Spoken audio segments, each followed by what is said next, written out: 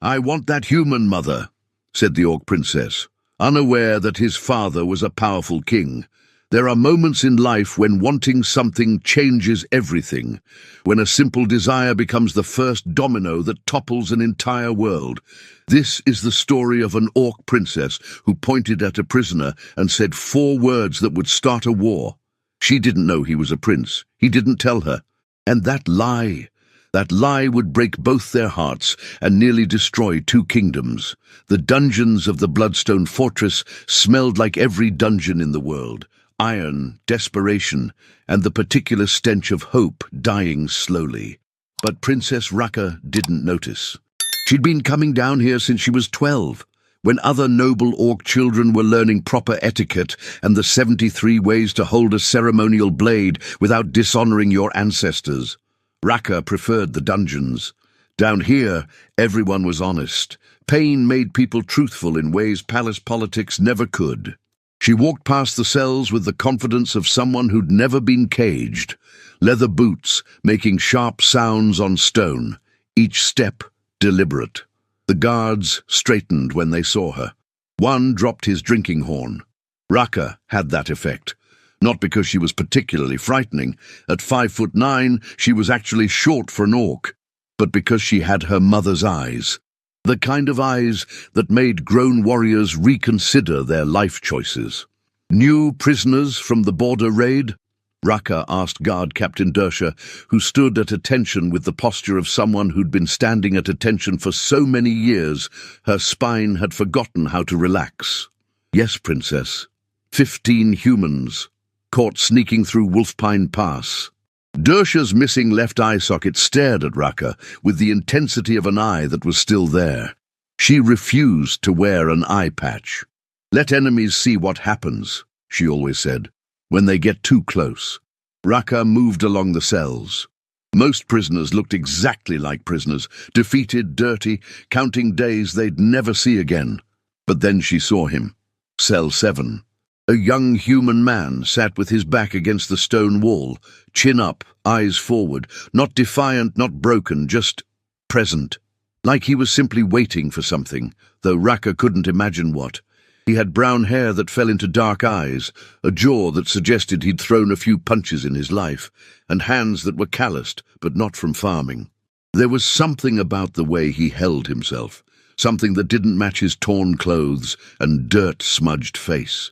Rucker stopped walking. "That one," she said. Dersha's single eye blinked. "Princess? That human. I want him." The silence that followed had weight, the kind of silence that happens when someone says something that sounds simple, but everyone knows is complicated. "For questioning, Princess?" Dersha asked carefully. "No. As a personal servant, I need someone to carry my books, polish my armor, fetch things I'm too royal to fetch myself." Rucker tilted her head, studying the prisoner. He was watching her now, those dark eyes unreadable. "He looks sturdy. Does he have a name?" "Calls himself Damien, Princess. Won't give a family name. Says he's a farmer's son from the eastern valleys." "Damien." Rucker tested the word. Human names always sounded soft to Orcish ears, like they were missing the proper amount of growl. "Can you speak, Damien the farmer's son?" The human stood up slowly. He was tall for a human, 5'11", nearly Rucker's height. When he spoke, his voice was steady. "I can speak." "Good. Servants who can't follow verbal commands are incredibly inconvenient." Rucker turned to Dersha. "Have him cleaned up and brought to the palace. I'll inform Mother." "Princess, your mother the Queen might have concerns about you taking a human prisoner as a personal—" "My mother has concerns about everything I do, Dersha. If I waited for her approval, I'd still be learning to hold teacups properly and considering political marriages to Orcs whose greatest achievement is having a famous father." Rucker started walking toward the stairs. "Besides, he's a prisoner of war. What's he going to do? Assassinate me with a dust cloth?" Dersha looked at the human called Damien. He looked back. Something passed between them, the universal language of, "This is going to be a problem, isn't it?" "Yes, Princess," Dersha said. What neither of them knew, what couldn't possibly know, was that Damien wasn't a farmer's son. He was Prince Damien Thornheart, only child of King Raymond, heir to the entire Eastern Human Kingdom.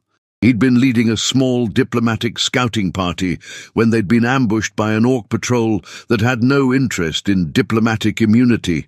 His men had died. He'd been captured, and in the 3 seconds between capture and interrogation, Damien had made a choice. If they knew he was a prince, they'd execute him immediately or use him as a hostage to extract impossible concessions from his father. So he'd said he was a farmer.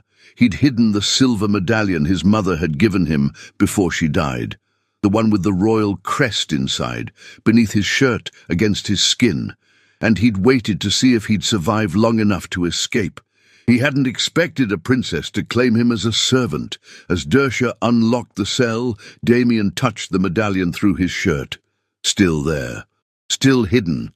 His mother's voice echoed in memory. Sometimes the bravest thing a prince can do is pretend he isn't one. "You're lucky," Dersha muttered as she clamped iron cuffs on his wrists. Not tight enough to hurt, but present enough to remind him what he was. Princess Raka is odd for an orc. You'll probably live longer with her than in this cell. "How reassuring," Damien said. "Wasn't meant to be reassuring, was meant to be true."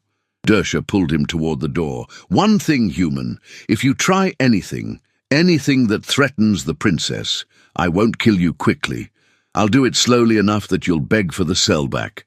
Understand?" "Perfectly." The walk from dungeon to palace took 20 minutes. 20 minutes for Damien to map escape routes he'd probably never use. 20 minutes to wonder if his father had noticed he was missing yet. 20 minutes to realize that being a servant might actually be the perfect cover for gathering intelligence about orc military movements. And 20 minutes to wonder what kind of orc princess collected human prisoners like pets.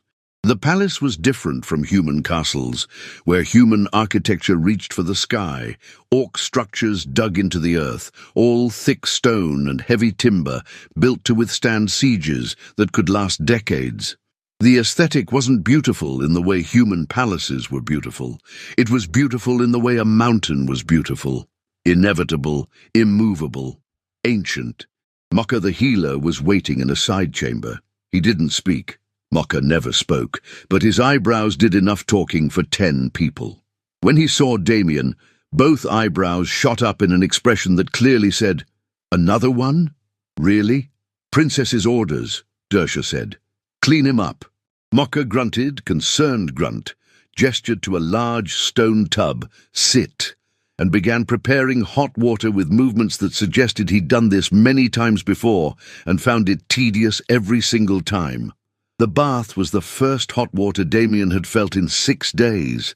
He tried not to show how good it felt, tried not to let his guard down. But there was something about Mokka's complete lack of interest in conversation that made the silence almost comfortable. Mokka handed him soap, gesture, "Use this." Clean clothes, gesture, "Wear these," and then did something unexpected. He pointed at Damien's chest, where the medallion rested hidden, and raised one eyebrow, concerned eyebrow. Damien's heart stopped. But Mokka just grunted, knowing grunt, shook his head, "I won't tell," and turned away to organize bandages that didn't need organizing. Some secrets apparently were safe with people who never spoke at all. When Damien was clean and dressed in simple servant's clothes, still rough but better than prison rags, Dersha escorted him to the royal chambers. The corridors were filled with orcs going about their business, warriors, servants, nobles, children chasing each other while their parents shouted after them to stop running in the halls. It was normal, disturbingly normal. These were supposed to be monsters, savages. The stories Damien had grown up with painted orcs as bloodthirsty creatures who lived only for war and destruction. But here was an orc mother braiding her daughter's white hair. There was an old orc grandfather teaching a young warrior how to properly sharpen a blade. Over there, 2 orc merchants argued about the price of grain with the intensity of people who cared very much about grain prices. They were just people. Green people with tusks and cultural differences, but people. The realization sat uncomfortably in Damien's chest. Princess Raka's chambers were smaller than he'd expected. No grand throne room or excessive decorations. Just a large space with training weapons on one wall, books piled on every available surface, and windows that overlooked the mountains. It was the room of someone who read more than they slept and trained more than they socialized. Raka stood by the window, still in her leather armor. She didn't turn when Dursha entered. "Leave us," she said. Dursha hesitated. Her hand moved toward her weapon. "He's unarmed, Dursha, and I've been training since I was 6. I think I can handle one exhausted human." Raka finally turned. "Besides, if he tries to kill me, you'll hear me scream. These walls are thick but not soundproof. Your mother will hear about this regardless of what we do. Might as well let her yell at me for something I actually enjoyed doing." Raka smiled. It wasn't a cruel smile, just tired. "Go. I'll summon you if I need you." Dursha left with the reluctance of someone walking away from a disaster in progress. The door closed.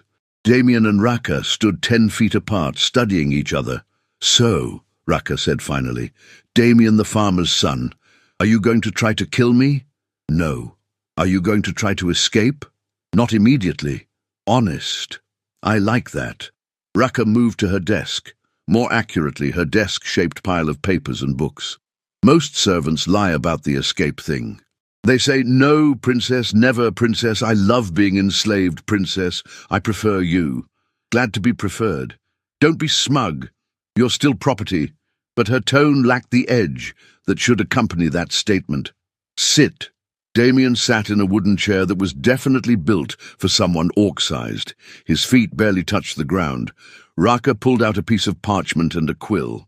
"I need to write a formal report for my mother about why I claimed a prisoner. She'll require justification.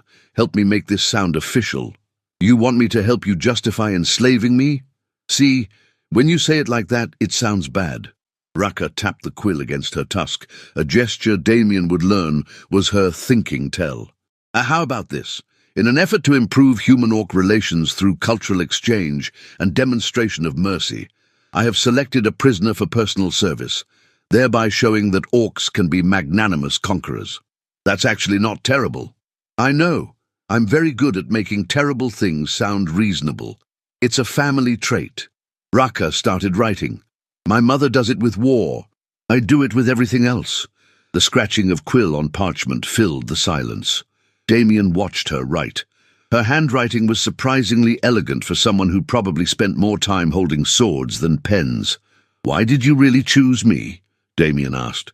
Raka stopped writing. For a long moment she didn't move. Then, "You looked at me. Everyone looks at you. You're a princess." "No. Everyone looks at Princess Raka, daughter of Queen Vorga, future leader of the Bloodstone clan, political asset, breeding stock for advantageous marriages." She set down the quill.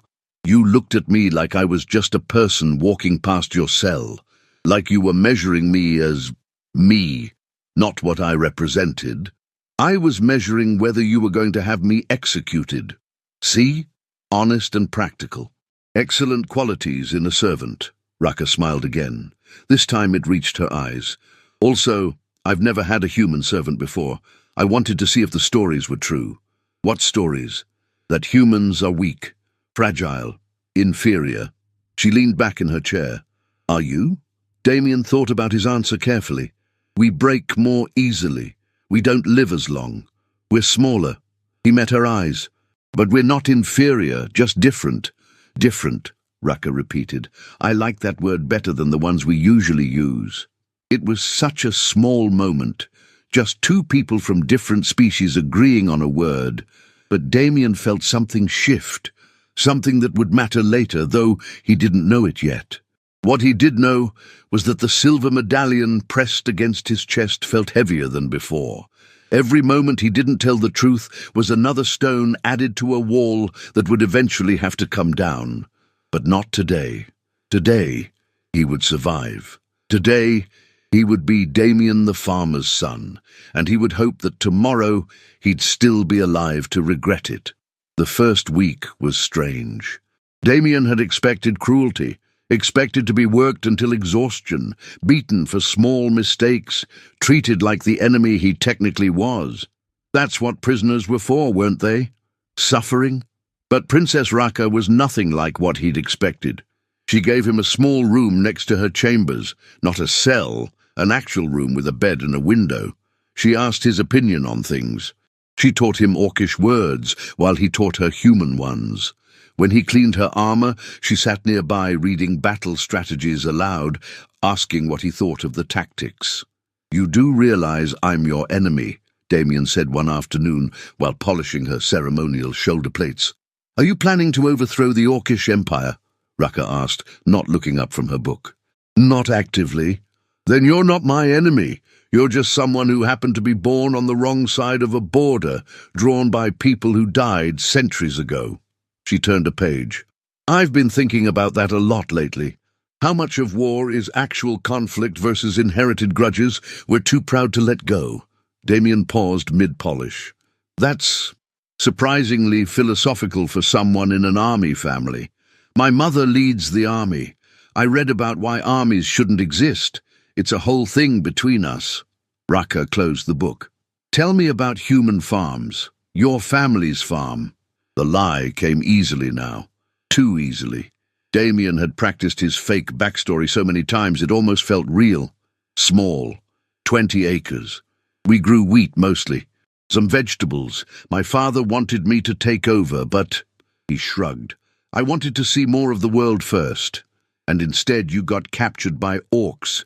Careful what you wish for. The irony isn't lost on me. Do you miss it? The farm?" Yes, Damien thought, but not a farm. He missed his father's war room, where they'd spent evenings discussing philosophy and politics. Missed the castle library where he'd learned 6 languages. Missed the training yard, where Felix had taught him that a smaller fighter could beat a stronger one with the right techniques. "Sometimes," he said instead. "Mostly I miss not being a prisoner." "You're barely a prisoner anymore. You have your own room. You eat the same food I do. Yesterday you argued with me about military strategy for an hour, and I let you win 3 points. 2 points. The third one you conceded sarcastically. Still counts." Raka stood, stretching. "Come on. I want to show you something." She led him through corridors he hadn't seen before, downstairs, through a guarded door and into a garden. It shouldn't have surprised him. But somehow, finding a lush green garden in the heart of an orc fortress felt like discovering a secret the world had forgotten to mention. Trees grew tall, their leaves whispering in wind that smelled like rain and earth. Flowers bloomed in colors that didn't match, purple next to red next to yellow, in chaotic beauty that suggested whoever planted them cared about life, but not about aesthetics. "This is my mother's garden," Raka said quietly. "She made it 30 years ago, when she first became queen. Said she needed somewhere that didn't smell like war. I didn't know orcs gardened. There's a lot you don't know about orcs. That's kind of my point in bringing you here." Raka walked to a stone bench beneath a massive oak tree. "Sit." They sat. Above them, leaves moved like green flames. For a moment neither spoke. "Do you know why we're at war?" Raka asked. "Because orcs and humans have always been at war." "But why?" Damien thought about it. Really thought about it. "I don't actually know. Neither do I. I've read 70 years of military records, studied every major battle, and you know what I found? The original reason was a border dispute over a valley that doesn't even exist anymore. It got destroyed in the Third War. But we kept fighting, and fighting, and now nobody remembers why we started. We just know that we hate each other, and that's reason enough. Is there a point to this historical lesson?" "The point," Raka said, turning to look at him fully, "is that you're the first human I've ever had a conversation with, and you're nothing like what I was taught humans were, which makes me wonder what else I was taught wrong." Their eyes met, held. Something passed between them in that moment. Something neither was ready to name. Something that felt dangerous and inevitable at the same time. Damien's hand unconsciously moved to his chest, where the medallion rested hidden. The weight of his lie felt crushing suddenly. She was opening up to him, questioning everything she knew, and he was lying to her face about who he was. "Raka! Princess Raka!" A voice shattered the moment. Dersha appeared at the garden entrance, breathing hard. "The Queen requests your immediate presence in the war room." The softness vanished from Raka's face. She stood, instantly transforming from thoughtful girl to commanding princess. "What's happened?" "The human kingdom. King Raymond has declared total war. They're mobilizing the entire Eastern Army. Intelligence suggests they're marching toward our borders within the week." Damien's blood turned to ice. His father was coming. "Total war?" Raka's voice was sharp. "Why now? What changed?" "They're saying—" Dersha glanced at Damien, uncertain. "They're saying one of their nobles was captured. Someone important. And King Raymond has sworn to burn every orc settlement to ash until we return him." The world tilted. Raka followed Dersha's gaze to Damien. Her eyes narrowed. How important would a noble have to be for a king to start a total war? "Very important," Damien managed to say. His mind raced. His father was going to destroy the entire orc nation to find him. How many would die? How many already had? "Come on," Raka said, her tone cooled. "Mother will want to question all human prisoners, including you." As they walked back through the garden, Damien's hand clutched the medallion through his shirt. The truth was coming whether he wanted it or not. War had a way of exposing every secret. The question wasn't if Raka would discover who he really was. The question was whether she'd forgive him when she did. The war room was exactly what it sounded like. A massive stone chamber, dominated by a table covered in maps, troop markers, and the visual representation of death. Queen Vorga stood at the head of the table, looking exactly like someone who'd been leading armies, longer than most warriors, had been alive. At 5'7", she was shorter than her daughter, but carried twice the presence. When she spoke, generals listened. When she frowned, empires reconsidered their strategies. She was frowning now. "The human king has gone mad," she said, without preamble as Raka entered.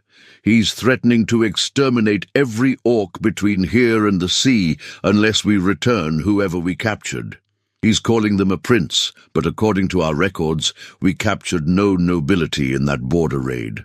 Just soldiers and a handful of scouts." Raka's eyes flickered to Damien, who stood by the door, with Dersha's hand firmly on his shoulder. "Maybe he's lying," General Kragmar suggested.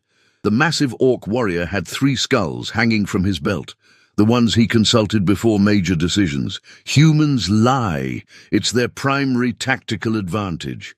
"King Raymond doesn't bluff," said another general. "If he says he'll burn everything, he means it. Then we prepare for siege. We've held these mountains against human armies before. Not against one this size.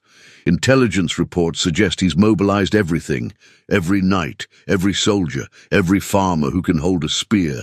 This isn't a military campaign, this is extinction-level warfare." Vorga's frown deepened. "Over one person. Over his son." Felix's voice rang out.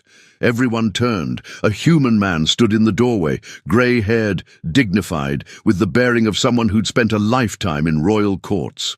He was flanked by orc guards, clearly a prisoner but treated with cautious respect. Damien's heart stopped. Felix, his father's advisor, his mentor. What was he doing here? "Who are you?" Vorga demanded. "Sir Felix Ashford, advisor to King Raymond." Felix bowed with precise correctness. "I was captured 2 days ago when I came under white flag to negotiate. Your border guards didn't care much for white flags. Speak quickly, human. Why should I not have you executed as a spy? Because I came to tell you the truth." Felix's eyes swept the room and landed on Damien. For just a moment his expression shifted. Relief, fear, anger, all hidden quickly. "The noble you captured wasn't nobility. He was royalty. Prince Damien Thornheart, heir to the human throne. And King Raymond will end your entire race to get him back." The silence that followed was the kind of silence that happens right before avalanches. Raka turned slowly to look at Damien. Her face was unreadable. "We have no prince," Vorga said carefully. We have soldiers, scouts, farmers. Then one of your farmers, Felix said quietly, is lying about who he is. Every eye in the room turned to Damien. Dersha's grip tightened on his shoulder. Raka's face had gone carefully blank, the expression of someone processing information that rewrites their entire world. Bring all human prisoners from that raid, Vorga commanded. Now! 5 minutes later, 6 surviving prisoners stood in a line. Damien was one of them. Felix walked slowly down the line, looking at each face. When he reached Damien, he stopped. Your Majesty, Felix said and knelt. The world exploded. Dersha drew her weapon. 4 other guards did the same. Raka made a sound that might have been a gasp, or might have been something breaking. Vorga's face transformed from political mask to pure rage. He told us he was a farmer, Dersha said, her voice dangerous. He lied, Felix confirmed. To save his life, I imagine. Captured royalty are usually executed immediately or used for leverage too terrible to contemplate. He made a tactical choice. He made a foolish choice, Vorga said. Does he have any idea what his father will do? The war that's coming? He knows, Felix said quietly. He's probably known since the moment he was captured, and he's been carrying that weight alone. Damien finally found his voice. I'm sorry. It was inadequate, pathetic, but it was all he had. Raka was staring at him. Not with anger, not with betrayal, just staring, like she was looking at a stranger wearing a familiar face. You lied to me, she said. Yes. Every day, every conversation, every moment when I thought we were... She stopped, swallowed. You lied. I didn't know what else to do. You could have told the truth. They would have killed me. I wouldn't have. The words ripped out of Raka with force that made several guards step back. I wouldn't have killed you. I'm not a murderer, but you didn't trust me enough to find out, did you? You just lied and let me believe. She didn't finish. Didn't need to. Damien wanted to explain. Wanted to tell her that he'd wanted to tell her 100 times. That every moment of deception had felt like swallowing glass, that he'd never meant for her to care about him, never meant to care about her, never meant for any of this to become real. But what did intentions matter when the result was war? Put him in the vault, Vorga said. Maximum security. If King Raymond wants his son back, he'll negotiate for him properly. Not with threats of genocide. And if he doesn't negotiate? Kragmar asked. If he just attacks? Then we have the one thing in the world he cares about, and we'll use that however we must. Vorga's expression was carved stone. This war was coming eventually, at least now we know why. As guards moved to take Damien, he caught Raka's eyes one more time. I'm sorry, he said again. So am I, Raka whispered, and the pain in her voice was worse than any blade.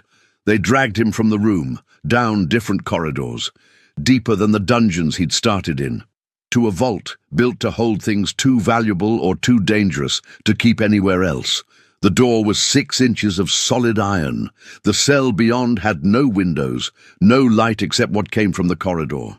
No furniture except a stone shelf that might have been a bed, if you were optimistic. Felix was pushed into the cell with him. The door slammed, locked, sealed. Darkness swallowed everything. You told her you were a farmer. Felix's voice came from the blackness. Yes. Did it work? For a while. Did you fall in love with her? Damien didn't answer. Couldn't answer. Because the truth was so much worse than love. Love you could fight, love you could deny. But what he felt for Raka was something deeper. Recognition. Like finding a piece of yourself you didn't know was missing in the last place you'd ever think to look. Your father is coming, Felix said quietly. He's bringing 10,000 men. He's sworn to tear these mountains apart, stone by stone. How many will die? Thousands, maybe tens of thousands. Felix's voice was heavy. Human and orc both. All because a prince decided to lie instead of trust. I was trying to survive. I know, but sometimes survival has a price we don't see until it's too late. Felix's hand found Damien's shoulder in the darkness. What are you going to do? I don't know. Well, Figure it out, because when your father arrives, he won't stop until either you're free or everything is ashes, and I'm not sure which outcome is worse."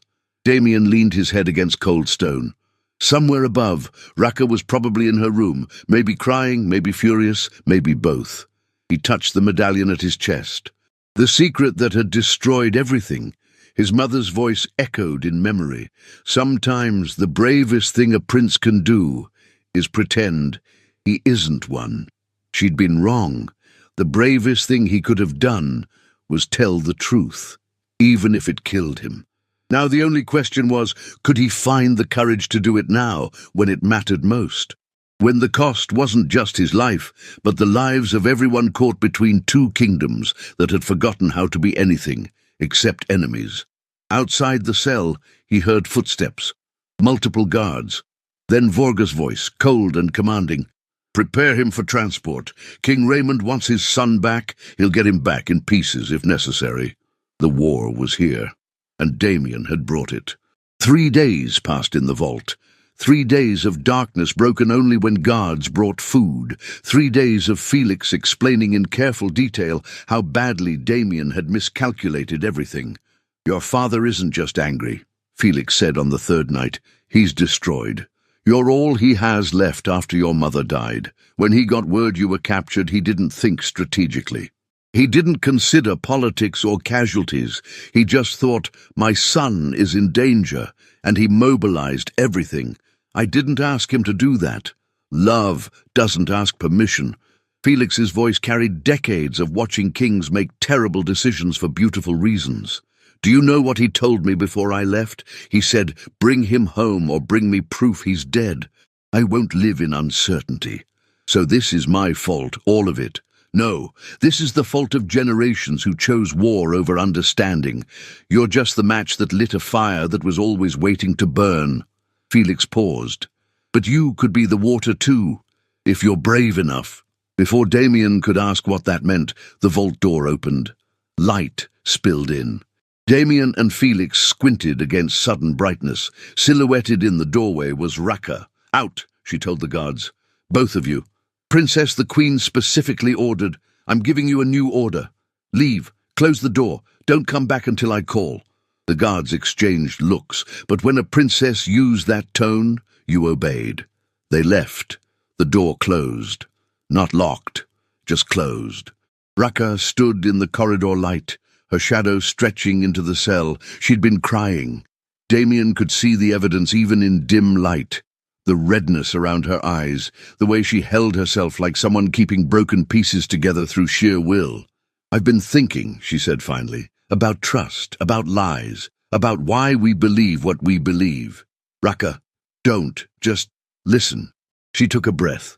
"You lied to me because you thought I'd kill you if you told the truth, which means you thought I was a monster, which means all those conversations we had, all those moments when I thought we were seeing each other clearly, you were just seeing a monster you had to survive. That's not, isn't it?" Her voice cracked.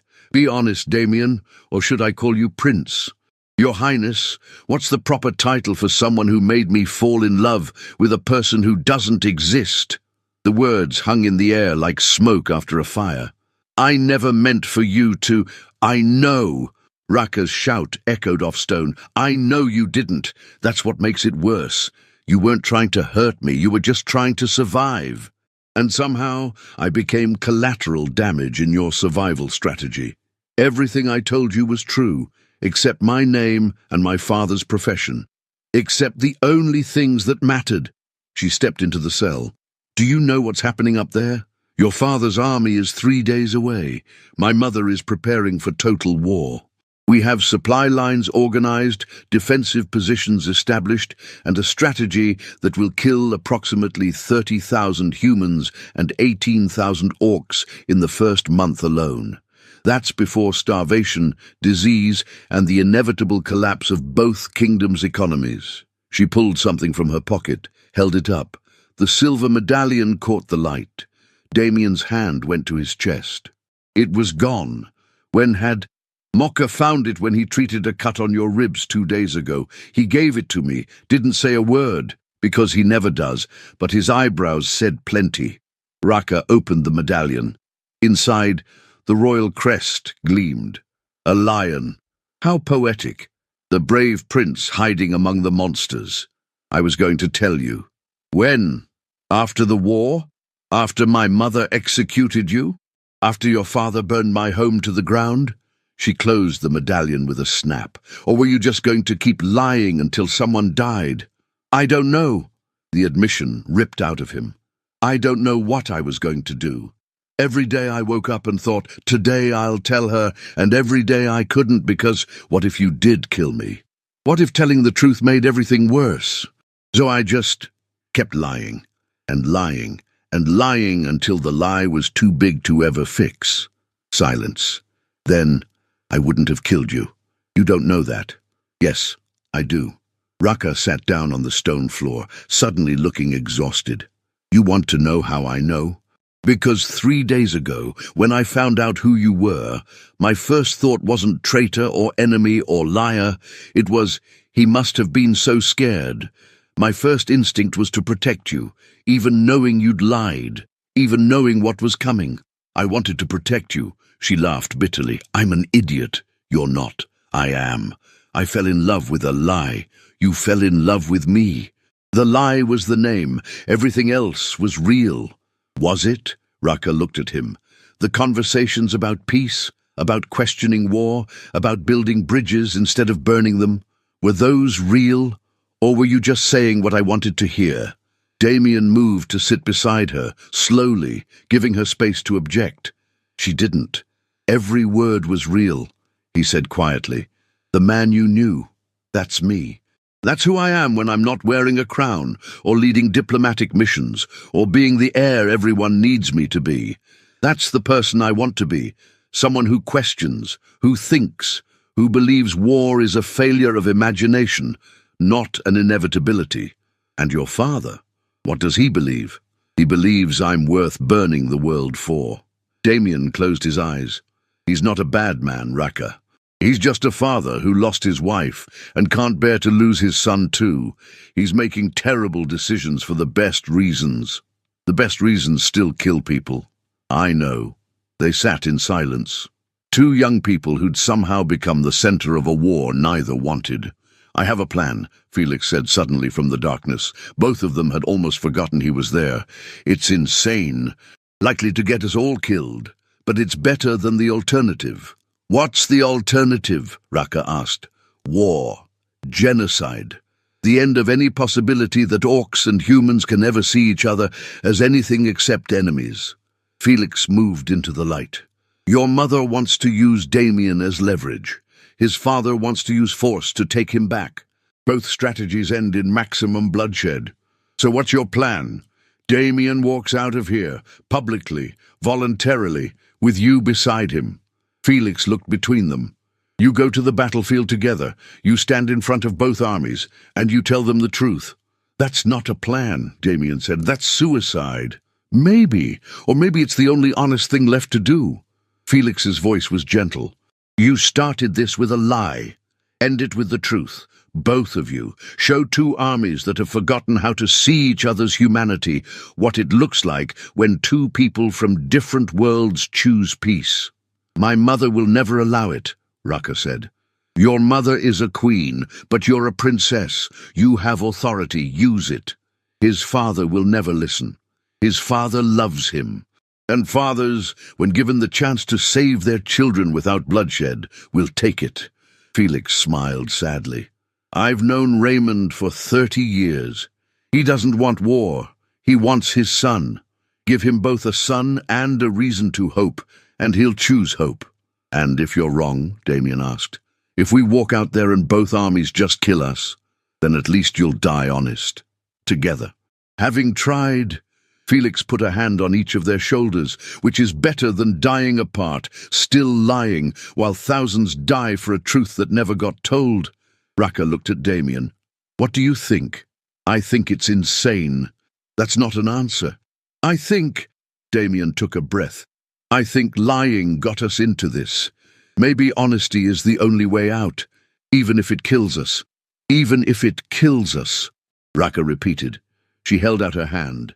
Partners in potential suicide. Damien took her hand, felt the warmth, the strength, the trust she was offering despite every reason not to. Partners, he agreed. They stood together. Two young people about to attempt something impossible. Two hearts against two kingdoms. Two voices against centuries of hatred. It should have felt hopeless. Instead, it felt like the first honest thing either of them had done in a very long time. Getting past the guards required Raka using her full royal authority and several creative threats.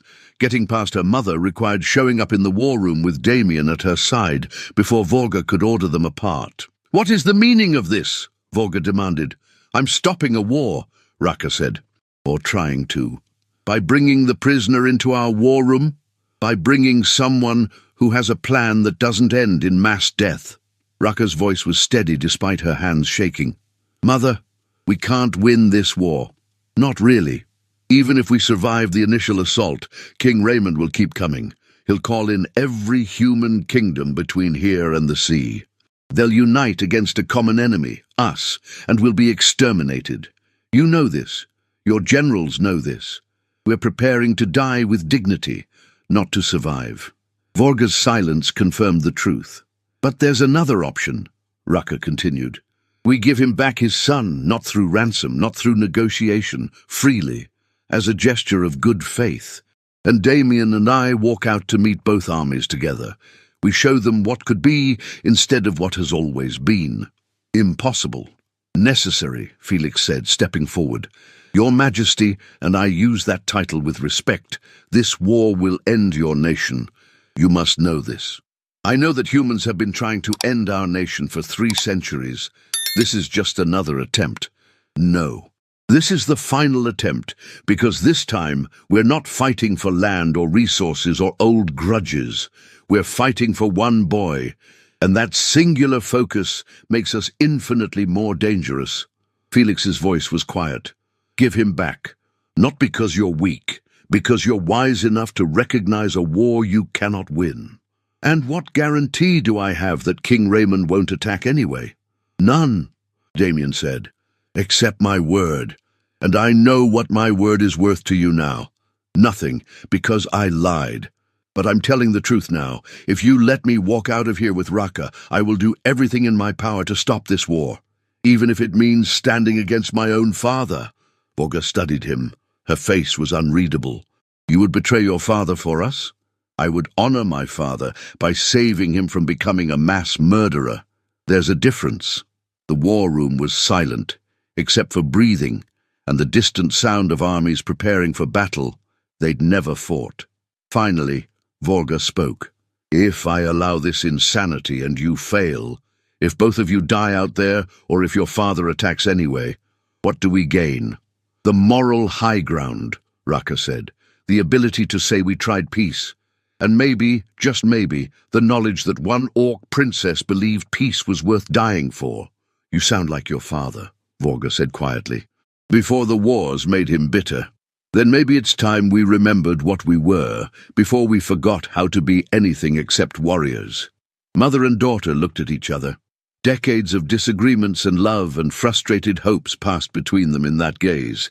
"If you die out there," Vorga said finally, "I will raise the human kingdom to its foundations." "If I die out there," Raka replied, "I'll already have failed so completely that revenge won't matter anymore. You're so young. You don't understand yet that everything matters. I understand that 50,000 people are about to die. That matters more than my pride or yours." Vorga closed her eyes. When she opened them, she looked older, tired. "Go. Do your impossible thing. I'll give you until sunset. If diplomacy fails, we prepare for war." "Thank you, Mother." "Don't thank me. I'm probably sending you to your death."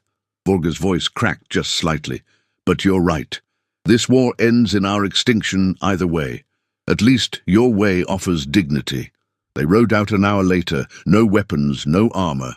Just Raka in simple leather clothing and Damien in clean garments that didn't mark him as prisoner or prince. Felix rode with them as witness and mediator. The battlefield was a valley between 2 ridges. On one side, the Orc army, 12,000 warriors in formation, disciplined and ready. On the other side, the human army, 16,000 strong, armor glinting in afternoon sun, siege weapons positioned, cavalry ready. Between them, empty ground where grass grew and wildflowers bloomed, completely unaware that they were about to be crushed by the weight of history. Rakkar and Damien rode to the center of that empty space and stopped. From the orc side, drums began beating. From the human side, war horns sounded. "This is the part where we probably die," Rakkar said. "Probably," Damien agreed. "Any last words?" "I'm sorry I lied to you." "I know." Rakkar smiled. It was sad and genuine and full of every emotion there wasn't time to express. "I'm sorry I didn't make you feel safe enough to tell the truth." "That wasn't your fault." "Wasn't yours either, not really." She looked at the armies. "Ready?" "No." "You?"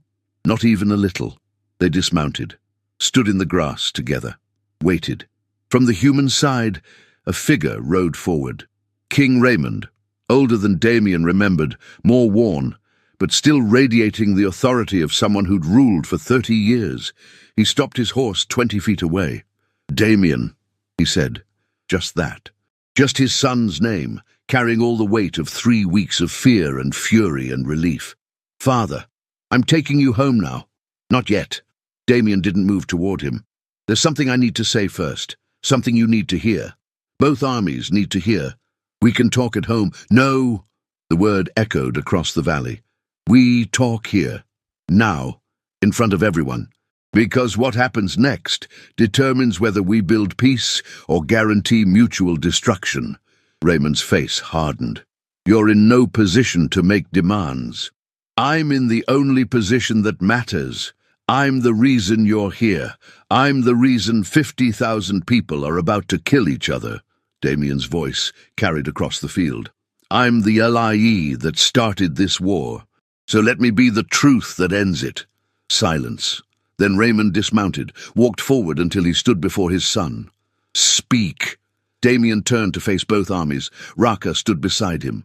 3 weeks ago," Damien began, his voice loud enough to carry, "I was captured by an orc border patrol. I was terrified. I was certain I would be executed. So I lied about who I was. I said I was a farmer's son. I hid my identity because I believed orcs were monsters who would kill me without hesitation." He paused. Let the words sink into thousands of listeners. "I was wrong. The orc princess standing beside me, Princess Rakkar, she claimed me as a servant. She gave me a room, fed me, talked to me like I was a person, not property. She questioned her own beliefs because she wanted to understand mine. She risked her mother's anger to show mercy to an enemy, and I fell in love with her for it." The gasp that rippled through both armies was almost physical. "I fell in love with an orc," Damien repeated, "with someone I was taught to hate, with someone who was supposed to be a monster. And she fell in love with me, with who she thought was a farmer, with someone beneath her station, with someone who should have meant nothing." He looked at Rakkar. She nodded, took his hand. "When she discovered I was a prince," Damien continued, "she had every right to hate me, to feel betrayed, to want revenge. But do you know what she did instead?" He turned back to the armies. "She chose to stand here with me, unarmed, vulnerable, offering peace when war would be easier. Because she believes, and I believe, that this moment right here is more important than any battle we could fight." "Father," Damien addressed Raymond directly, "you came here to save me. I understand that. I'm grateful for it. But if you attack now, you're not saving me. You're destroying the one chance we have to end 3 centuries of pointless killing." "They're orcs, Damien." Raymond's voice shook. "They captured you, imprisoned you, and treated me better than some humans would have. Father, please, listen to what I'm actually saying. They're not what we think they are. We're not what they think we are.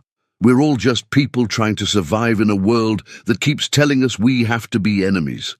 Rakkar spoke up then, her voice carrying, "My mother, Queen Vorga, she gave me permission to come here. She didn't have to. She could have kept Prince Damien as leverage, could have used him to negotiate from strength. Instead, she let him go, freely, as a gesture of good faith. she addressed the orc army. "I know what you're thinking, that I've betrayed my people, that love with a human is impossible, that this will end badly." Her voice broke slightly. "You're probably right, but I'd rather die trying for peace than live knowing I chose war when another option existed." From the orc army, a voice shouted, "The human will betray you. They always betray us." From the human army, another voice, "The orcs will slaughter us if we show weakness." "Then let it start with us," Damien shouted back. "Let our betrayal or our deaths be the price of finding out if peace is possible. But don't let fear of what might happen prevent us from trying what's never been tried." Silence fell again, heavier this time, weighted with possibility. King Raymond looked at his son, really looked at him. "You're serious about this?" "I've never been more serious about anything in my life. She's an orc. She's a person who showed me mercy when killing me would have been easier. That makes her more honorable than half the human nobles I know." Raymond's jaw clenched. He looked at Raka. "And you? What does an orc princess want with a human prince?" "The same thing any person wants with someone they love," Raka answered.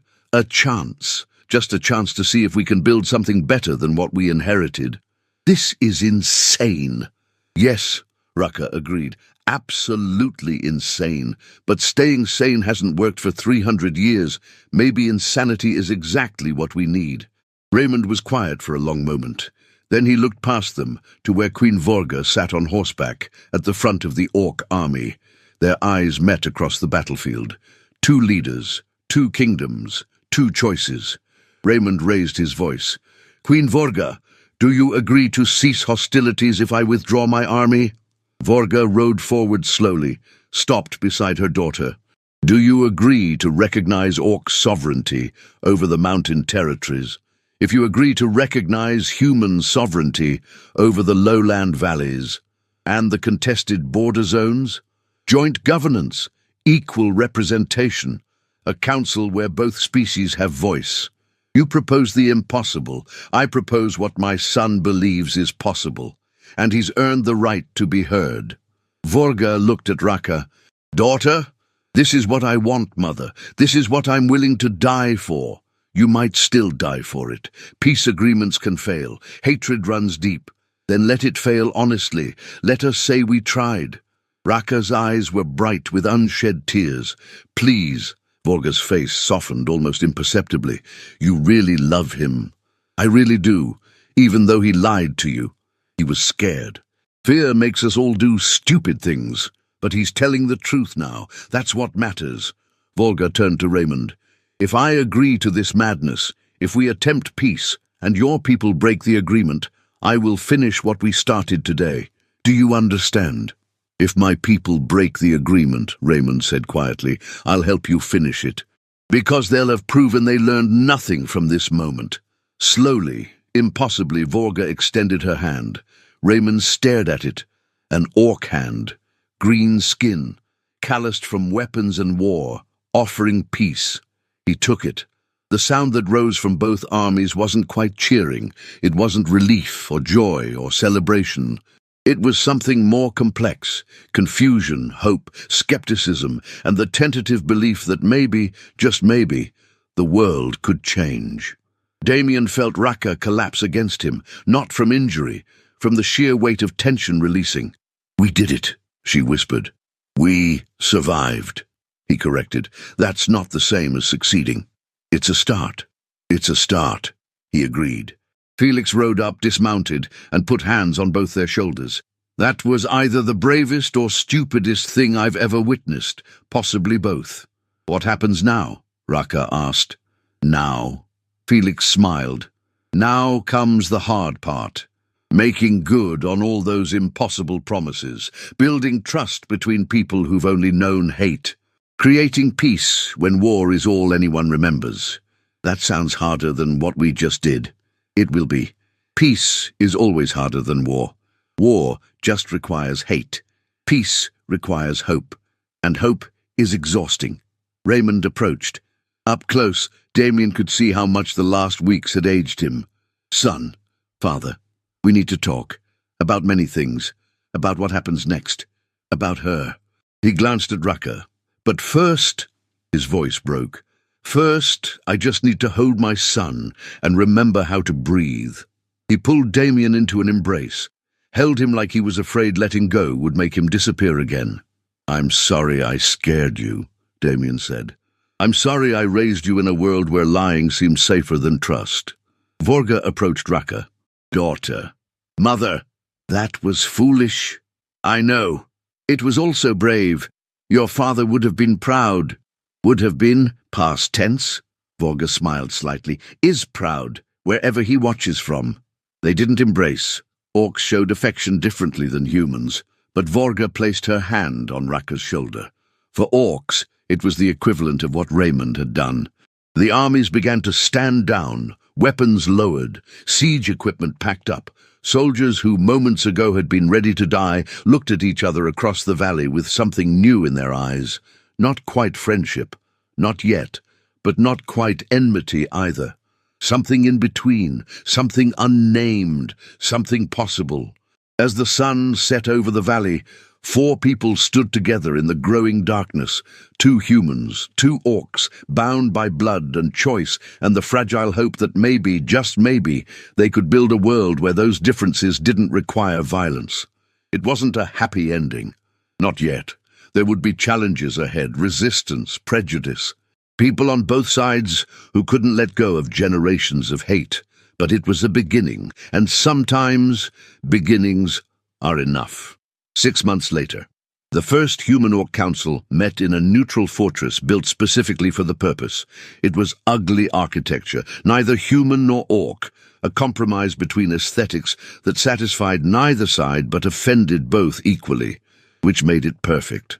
Damien and Raka attended not as prince and princess, but as ambassadors. They'd given up their royal titles, not officially, but practically. Both had more important work to do than wear crowns. The council meetings were disaster, arguments that lasted hours, compromise that satisfied no one, progress measured in inches when miles were needed. But they met, week after week.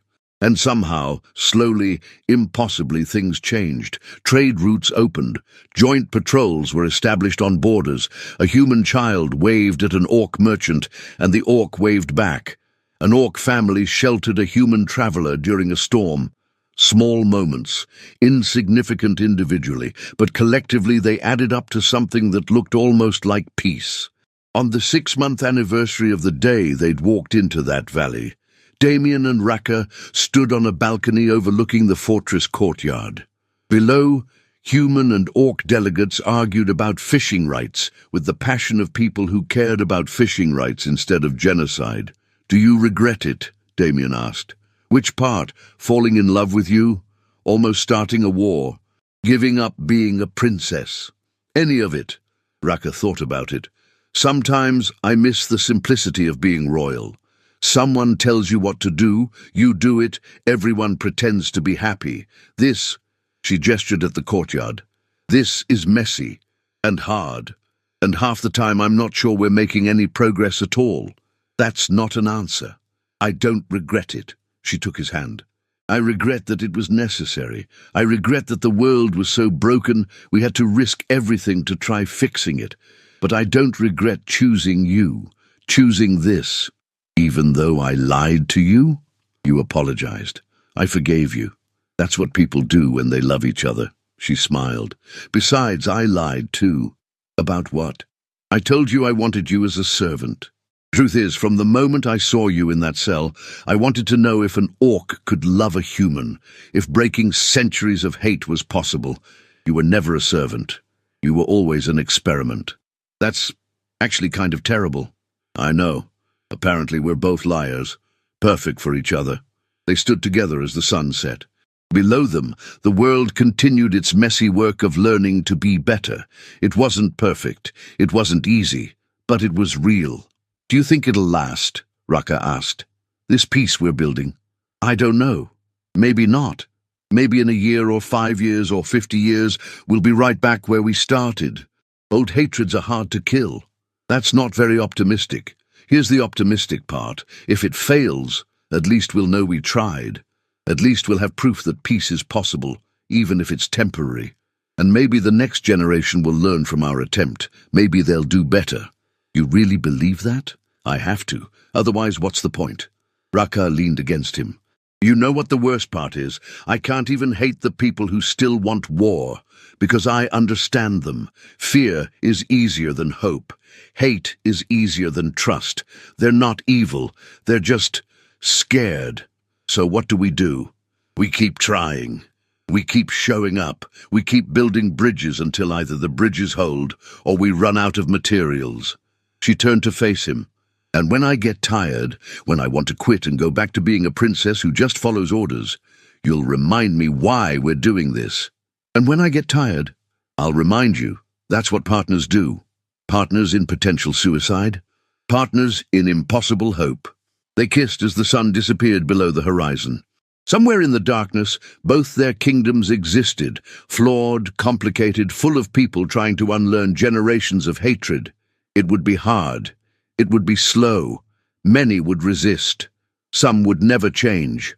But tonight, for this moment, peace existed.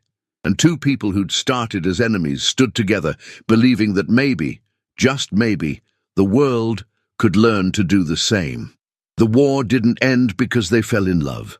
It ended because they chose to tell the truth, and sometimes the bravest thing we can do is be honest about who we are, even when lying is safer, even when the truth might destroy us, even when the cost is everything we have, because some truths are worth dying for, and love, real, honest, impossible love, is one of them. If this story touched your heart, if it made you believe that love can exist even in the most impossible places, then this channel needs your support. Subscribe to Orc-Bound Tales for more stories about courage, forbidden love, and the truth that sometimes the bravest warriors are the ones who choose peace over battle. Hit that like button if you believe that hearts don't see species, only souls. And share this story with someone who needs to remember that the world can change, one honest moment at a time, because every subscription, every like, every share tells me that these stories matter, that hope matters, that you believe in the impossible too. Thank you for listening, thank you for believing, and remember, the bravest thing you can do is love someone the world tells you to hate. Until the next tale, stay strong, stay hopeful, stay orc-bound.